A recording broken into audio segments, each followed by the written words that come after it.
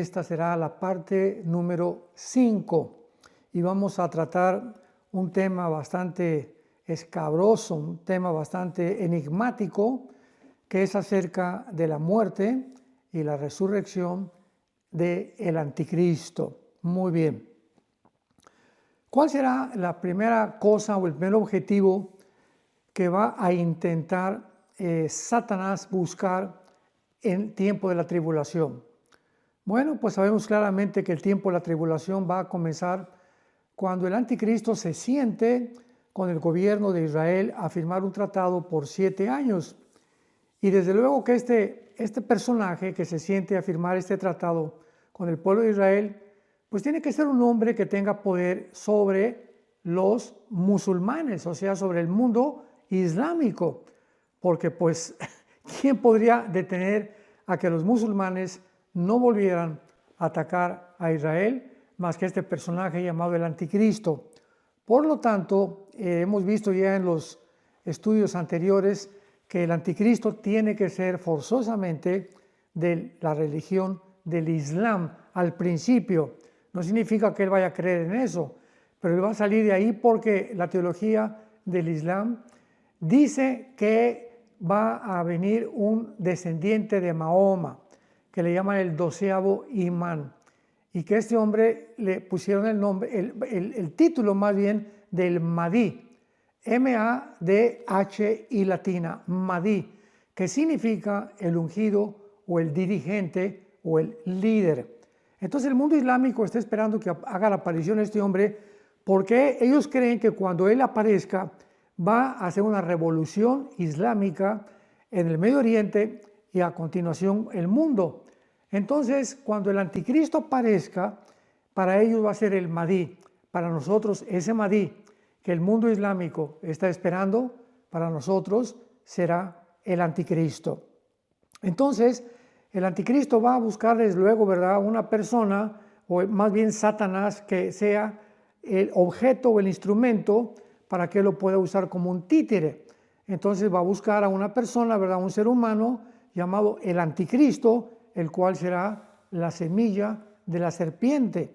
Desde Génesis 3:15 va a ser el hombre de pecado, de acuerdo a 2 de Tesalonicenses capítulo 2 versículo 4, y el cual también cuando aparezca, él va realmente a desarrollar una ola de maldad inimaginable, porque la iglesia ya no estará en el mundo. O sea, el poder que la iglesia ejerce en el mundo es como Jesucristo dijo: somos la sal de la tierra. Y la sal pues no impide la putrefacción, pero impide, ¿verdad?, que continúe la descomposición. Así que esta es más o menos la situación o la representación que Jesucristo hizo de nosotros como iglesia. Mientras la iglesia está en el mundo, estamos de alguna manera impidiendo que la maldad se desborde como podría desbordarse. Muy bien. En el pináculo de su poder, el anticristo, sabemos, se va a exaltar como Dios y va realmente a formar la mentira y el engaño más grande que el mundo creerá. En la segunda carta a los Tesalonicenses, capítulo 2, versículo 8 en adelante, dice así: entonces se manifestará aquel inicuo. La palabra inicuo en el griego es la palabra anomos, o sea, el que está en contra de la ley o de la autoridad de Dios. Se va a manifestar aquel rebelde, podríamos también usar este adjetivo, a quien el Señor matará con el espíritu de su boca y destruirá con el resplandor de su venida. Inicuo, cuyo advenimiento. Aquí vemos ya claramente que el anticristo va a ser un personaje, va a ser un ser humano, no va a ser una computadora, no va a ser una máquina, no es un imperio ni tampoco las Naciones Unidas. Va a ser un ser humano de carne y hueso como tú y como yo. ¿Cómo lo sabemos? Porque en Apocalipsis 20 dice la Biblia que Cristo los lanzará al anticristo y al falso profeta al lago de fuego. Esto no se puede lanzar al lago de fuego, ni a una máquina, ni a un robot tampoco, ¿verdad? Entonces, este inicuo o este rebelde que es el anticristo va a venir con el advenimiento de Satanás. O sea, Satanás le va a proporcionar al anticristo todo su poder y toda su autoridad. Esto lo encontramos en Apocalipsis capítulo 13, versículo 2. Y la bestia, que era semejante a un leopardo, y sus pies como de oso, y su boca como de león, y el dragón le dio el poder y su trono y su grande autoridad. O sea, todos los poderes, todas las manifestaciones que el anticristo va a manifestar, va a representar, no serán propias. Él estará poseído completamente por un principado satánico, que dice Apocalipsis 11, 7 y 8, un principado que va a subir del abismo, o sea, un ángel caído que ocupó alguno de los liderazgos de imperios del pasado, que está actualmente prisionero en el abismo. Cuando el anticristo surja al escenario mundial, este principado satánico saldrá del abismo a poseer al anticristo. También vemos nosotros claramente que será al inicio de la tribulación, o sea, al inicio de los 3 años primeros y medio, que va a ser una alianza, el anticristo, tóxica, con un sistema religioso. Y esto lo encontramos en Apocalipsis capítulo 17, donde se retrata a una mujer ramera montada sobre una bestia.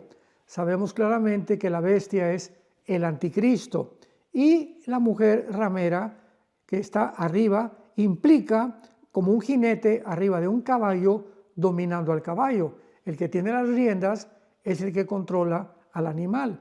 Entonces, cuando la Biblia nos habla que una mujer se le conoce como la ramera porque va a ser un sistema religioso apóstata, está arriba del anticristo montándolo, implica que lo está dominando. Esto es muy importante porque los primeros 3 años y medio de la tribulación, el anticristo no va a tener el poder, lo va a tener un sistema religioso que está retratado, representado, simbolizado en Apocalipsis capítulo 17, que se le llama el sistema religioso o la Babilonia, la gran ramera, la madre de las abominaciones de toda la tierra. Entonces aquí vemos claramente en Apocalipsis capítulo 17 que esta alianza tóxica entre el sistema religioso y el sistema político es tóxico, ¿verdad? Porque es por pura conveniencia. Podemos poner el ejemplo que esto ha sucedido políticamente entre China actualmente y Rusia. Cuando Rusia trató de impedir que entrara a Ucrania a convertirse en una miembro de la OTAN, y cuando amenazó la OTAN en poner armas en Ucrania para invadir Rusia, pues Putin, ¿verdad?, inmediatamente hizo una alianza tóxica con China. Y sabemos que todas las alianzas que todas las naciones hagan a través de la historia son por intereses políticos e intereses económicos. Entonces Putin le dijo a Xi Jinping, el presidente de China, ayúdame y yo te voy a ayudar con armamento nuclear y tú ayúdame con soldados. Porque China, pues sabemos que tiene un ejército de aproximadamente 200 millones de soldados. Entonces, estas son las alianzas tóxicas, cuando son matrimonios por conveniencia, ya sea político, ya sea económico o militar.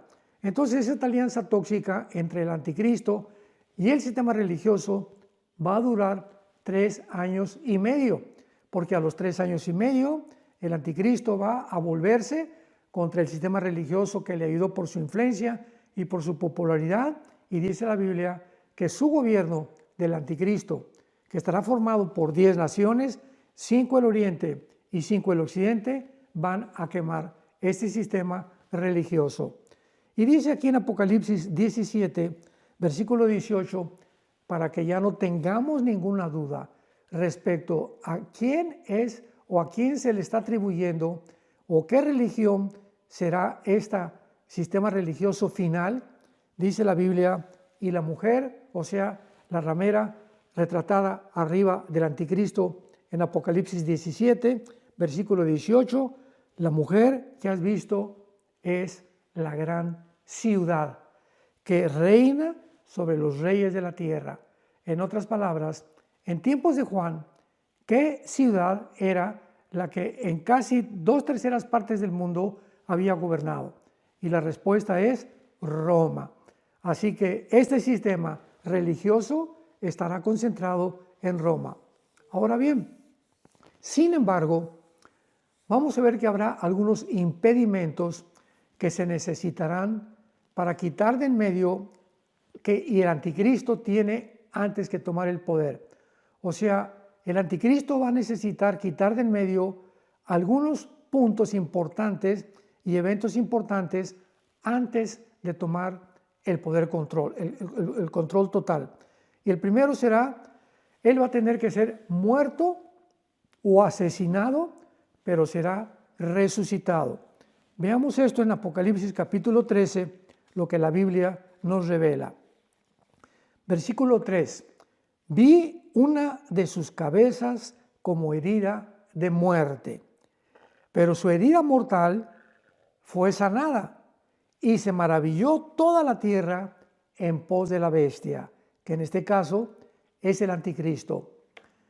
Este versículo ha dado lugar a varias especulaciones, teorías, hipótesis de que realmente no está hablando de la persona del anticristo, que está hablando de alguno de los imperios, alguna de las cabezas, porque la bestia tiene 7 cabezas y representan los imperios, y no es la persona del anticristo. Pero ¿cómo podemos salir de dudas de que realmente el anticristo va a ser herido físicamente por vamos a ver claramente que la palabra que se usa en el griego es un instrumento filoso. Está hablando de una espada, o está hablando de una daga, o está hablando de un cuchillo. Y lo vemos en el versículo 12 y 14 del mismo capítulo 13 del Apocalipsis. Y dice así el versículo 12. Y ejerce toda la autoridad, está hablando del falso profeta, ejerce la autoridad, el falso profeta, de la primera bestia, en presencia de ella, y hace que los moradores de ella adoren a la primera bestia cuya herida mortal fue sanada. Y el versículo 14 lo reenfatiza, y engaña a los moradores de la tierra con las señales que se le ha permitido hacer en presencia de la bestia, mandando a los moradores de la tierra que le hagan imagen a la bestia que tiene la herida de espada y vivió. Esto es muy importante porque vamos a examinar más detenidamente las palabras originales que se usaron en estos 3 versículos para demostrar que es algo físico y que el anticristo va a ser asesinado. Entonces, va a necesitar el anticristo ser asesinado antes de que pueda subir al poder. ¿Por qué? Porque lo dice el capítulo 13, versículo 3. Vi una de sus cabezas como herida de muerte, pero su herida mortal fue sanada y se maravilló la tierra en pos de la bestia. Entonces, el anticristo, antes de que realmente el mundo lo reconozca y pueda realmente comenzar a adorarlo, tiene que haber demostrado que fue muerto y resucitado. Y esto va a ser un evento, ¿verdad? Porque vamos a ver claramente cómo es posible que Satanás pueda tener el poder de hacer un milagro como este, de levantar un muerto, de sanar un enfermo, de hacer cosas que desaparezcan, de transformar la materia inerte y energetizarla en algo real, vivo, como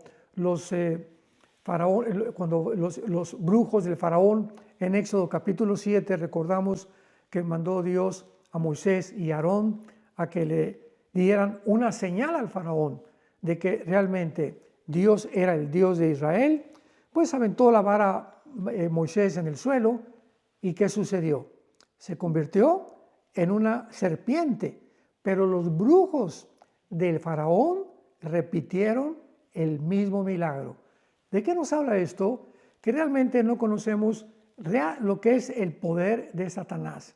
Satanás es un querubín caído con poderes extraordinarios, sobrenaturales, que tiene el poder de energetizar la materia.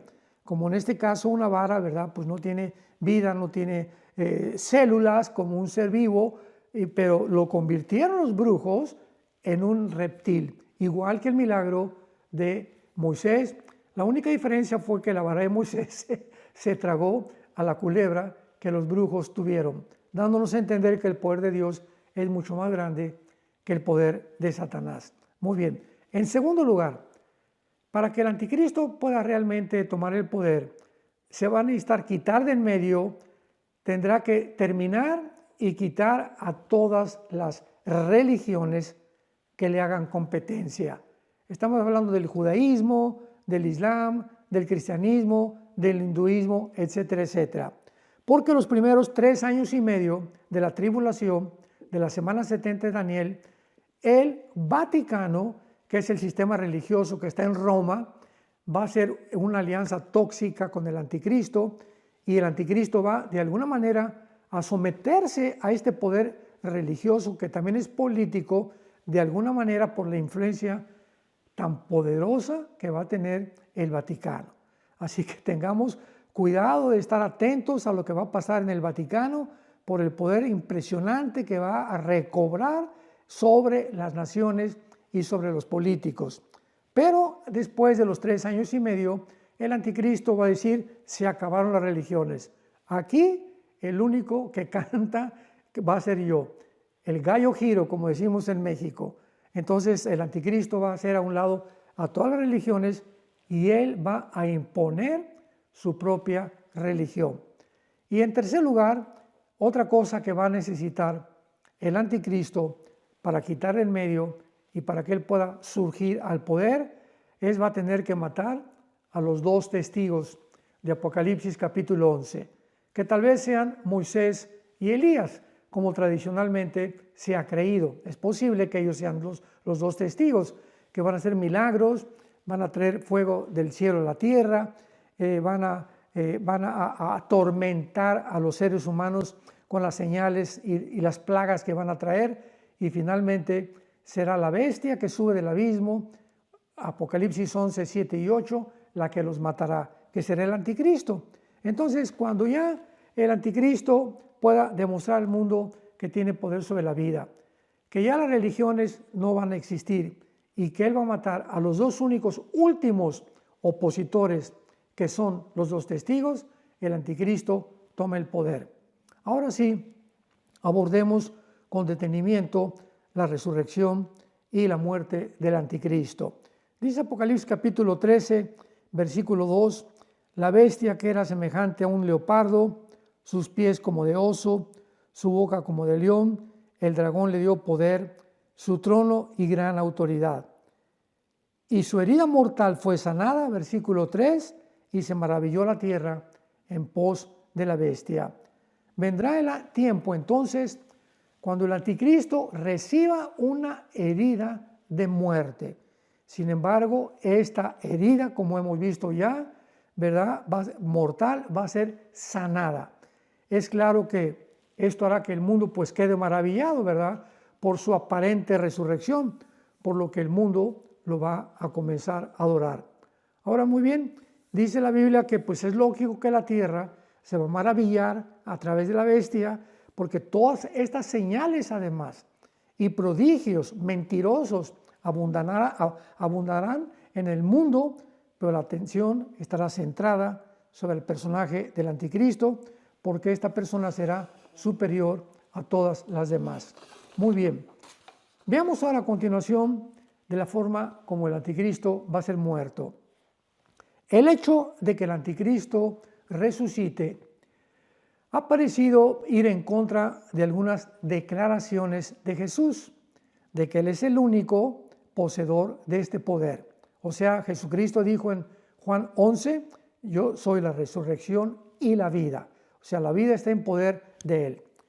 Y esto ha causado que algunos teólogos hayan usado diferentes traducciones, como que será una resurrección falsificada, otros que no está dirigida a un individuo, que va a ser un imperio, como ya lo vimos. Sin embargo, es importante ver la palabra en Apocalipsis capítulo 5, versículo 6, que se usó para la palabra herida y que es la misma palabra que se usa para la lanza que atravesó el costado de Jesucristo. Apocalipsis 5, versículo 6. Y uno de los ancianos dijo no llores. He aquí, el león de la tribu de Jehová, la raíz de David, ha vencido para abrir el libro y desatar los sellos. Y miré y vi que en medio del trono y de los 4 seres vivientes, en medio de los ancianos, estaba de pie un cordero, que supuestamente es Jesucristo, como inmolado. Y esta palabra inmolado es la palabra griega spaso. S de Samuel, P de Pedro, H intermedia, A de Armando, Z o spaso, que significa claramente una herida mortal de algún instrumento filoso. En el caso de Jesucristo, se usó con la espada que el centurión le atravesó del lado izquierdo de su costado a su derecho, llegando, ¿verdad?, completamente destrozando todos los tejidos internos de Jesucristo, irrumpiendo inclusive su pericardio, que es la membrana que cubre el corazón. Ahora, muy bien, esta palabra entonces nos muestra claramente que es la misma palabra que se usa para inmolado, por lo que no hay duda de que el Mesías murió. Un estudio griego de este versículo, como lo dijimos anteriormente, nos va a dar una luz de la supuesta resurrección del anticristo. Vamos a traducirlo y vamos a introducir estas palabras en la palabra que dice la Biblia que fue atravesado y que el anticristo sufrió una herida mortal. Vi una de sus cabezas como herida. Esta palabra herida, Apocalipsis 13, versículo 3, 13:3, es la palabra spaso, la misma palabra que en Apocalipsis 5, 6 y 7 se usa para la herida que sufrió Cristo en su costado. Y dice una herida de muerte. La palabra muerte en el griego es thanatos, que es muerte, o sea, no hay tal cosa como reencarnación o el purgatorio, o que alguien pueda realmente decir fue un estado cataléptico, sino que es una muerte total, o sea, una cesación de la vida. Pero su herida fue sanada. Esta palabra es la palabra terapeu. De ahí viene la palabra terapéutico o terapia, que significa una inducción que hace para poder recobrar la sanidad. Y se maravilló la tierra en pos de la bestia. Ahora, veamos estas palabras griegas definidas en el diccionario griego y hebreo de la New American Standard, o sea, de la norma americana nueva del hebreo, que dice así. La palabra espaso, esto lo define el diccionario hebreo del New American Standard. Espaso significa matar o muerte.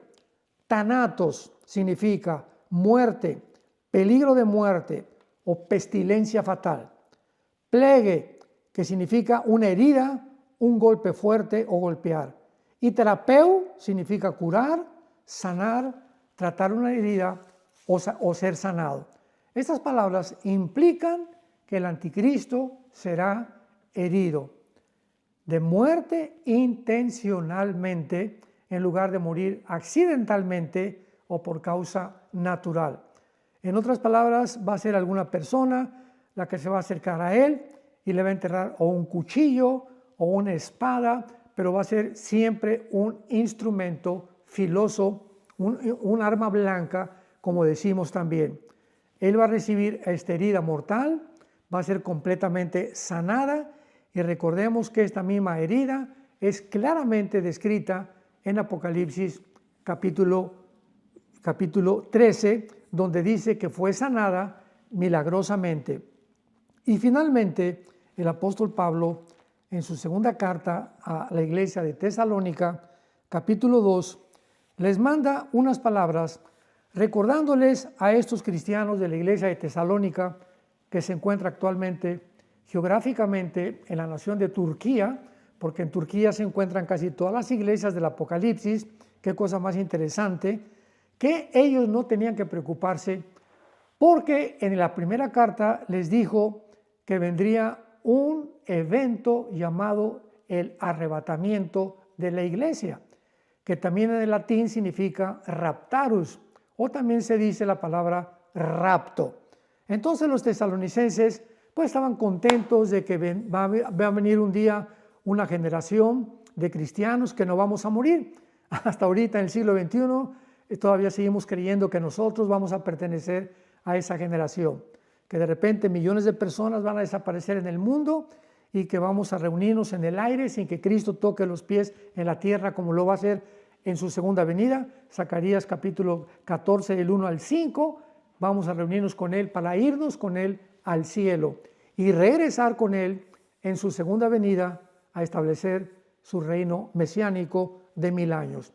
Entonces, Pablo tiene que mandarles una segunda carta a la iglesia de los tesalonicenses porque comenzaron a introducir a la iglesia mentiras, falsos profetas, falsos pastores, falsos apóstoles, diciéndoles que se encontraban ni más ni menos en la tribulación.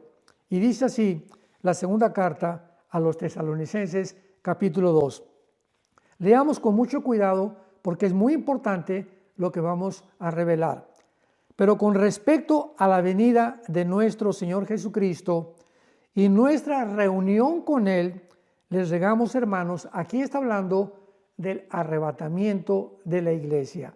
Respecto a nuestra reunión con Él, hermanos, les decimos que no se dejen mover fácilmente de vuestra manera de pensar, ni se conturben ni por espíritu, ni por palabra, ni por carta, como si fuera nuestra, en el sentido de que el día del Señor está cerca. En otras palabras, el día del Señor es un término que se usa en el Nuevo Testamento para describir los últimos 7 años de la semana 70 de Daniel o la gran tribulación. Entonces alguien comenzó a mandarles cartas diciéndoles que ya estaba la gran tribulación en el mundo. Y Pablo manda esta carta para decirles que no ha venido la tribulación y les demuestra de qué manera estaban equivocados. Dice el versículo 3, nadie los engañe en ninguna manera, porque no vendrá sin que antes venga la apostasía y se manifieste el hombre de pecado, el hijo de perdición. O sea, antes de los 7 años de la tribulación, ¿qué tiene que suceder? Pues tiene que aparecer el anticristo, porque el anticristo inicia la tribulación firmando el tratado de paz por 7 años, como lo hemos visto. Y dice a continuación, y se manifieste la apostasía, o sea, antes de que inicie la tribulación, vendrá un gran apartamiento de la fe del cristianismo, ¿verdad? Lo hemos visto de qué forma el catolicismo en los últimos 2 años ha pervertido completamente la Biblia. Roma se ha atribuido el derecho y se ha adjudicado el título de que fuera de Roma no hay salvación, cuando la salvación no está en una iglesia, no está en una denominación, no está en una organización, está en una persona que se llama Jesús. En fin, ¿verdad? Ha habido barbaridad de cosas, herejías. Roma también impuso el celibato sacerdotal, que una persona para servir a Dios no tiene que casarse, cuando la Biblia manda. El apóstol Pablo a Timoteo en su segunda carta le dice, y en la primera carta, que los obispos tienen que ser casados. Entonces, ¿de dónde sacaron ese mito, verdad? Esa tontería, ese disparate de que no deben de casarse para servir a Dios. Bueno, esta es la apostasía en la que se encuentra y hay una desviación grandísima cada vez del cristianismo. Y dice más adelante el apóstol Pablo que este hombre de pecado, que este hijo de perdición, que ese no es el Papa, ¿verdad? Ese es el anticristo, se opone y se levanta contra todo lo que se llama Dios o es objeto de culto, tanto que se sienta en el templo de Dios como Dios, haciéndose pasar como Dios. El hecho que se mencione que el anticristo se va a sentar en un templo nos confirma la doctrina de que el tercer templo judío tiene que ser levantado. Y ahorita existe, ¿verdad?, un movimiento muy grande en Israel para que ya los judíos ortodoxos ya están tratando de buscar el lugar adecuado para poder levantar el templo que está ocupado ahorita por la mezquita de Omar o la cúpula de la roca. Y entonces pues va a tener que pasar un milagro, un terremoto, algo va a suceder para que los judíos puedan levantar ahí su templo profetizado en la Biblia. Entonces el anticristo va a entrar, cuando levanten ese templo, va a entrar en ese templo a la mitad de la semana y lo va a profanar matando a un puerco, que es un animal inmundo en el Antiguo Testamento, y blasfemando en contra de Dios. Y dice el versículo 5, que no se acuerdan cuando yo a ustedes les contaba esto, y ahora ustedes saben lo que lo detiene. O sea, hay un poder invisible, espiritual, deteniendo al anticristo, que no se manifieste todavía. Y dice, a fin de que a su debido tiempo sea manifestado. Pero ya está en acción el misterio de la iniquidad. Solo que hay quien al presente lo detiene. ¿Quién es el que está deteniendo ahorita que no se desborde la maldad, como se va a desbordar cuando haga su aparición el anticristo y la iglesia ya no está en el mundo? Bueno, sabemos que es la presencia del Espíritu Santo en la iglesia la que está impidiendo, como la sal de la tierra, como la luz del mundo, que la maldad se desborde como podría desbordarse. Así que cuando venga el arrebatamiento de la iglesia, vendrá un desbordamiento, verá como un dique, como una presa que se rompe y se viene como un tsunami de maldad en el mundo entero. Los demonios van a subir del abismo, los ángeles caídos se van a manifestar físicamente, un principado satánico va a poseer al anticristo y Satanás será su última fiesta que tendrá antes de que venga Cristo y lo destruya. Así que pues en esta serie de dónde saldrá el anticristo, que ya hemos visto anteriormente, el territorio geográfico de donde saldrá, que será el Medio Oriente, específicamente del área de Siria y de Irak, de ahí saldrá el anticristo. Estamos viendo ahora a continuación, desarrollando este tema con más detalles y mucho más ampliamente. Pero vamos pues en este momento a darle gracias a Dios para que si tú no tienes a Jesús en tu corazón, lo invites como tu Salvador. Antes de que venga este mare magnum, esta marea alta que va a arrasar con el mundo con tanta maldad que muy pocos se salvarán. Puedes inclinar tu rostro y decirle: Señor, te pido perdón por mis pecados. Te doy gracias de haber muerto por mí en la cruz, que a los 3 días fuiste resucitado, y te pido que, como creo que vives, que entres a mi corazón como mi Señor y como mi Salvador.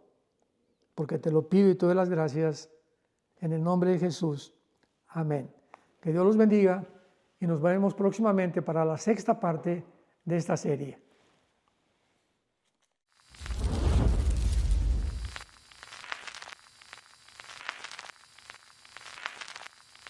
Hola, ¿qué tal? Me da mucho gusto saludarles y quisiera simplemente comunicarles que gracias a todos ustedes a través de todas las naciones del mundo que aman la palabra de Dios y que realmente están interesados en que nosotros como organización Vida Nueva para el Mundo y Armando Alducin Ministries continuemos predicando el Evangelio de la Gracia de Jesucristo y que podamos nosotros continuar haciéndolo gracias a sus donaciones.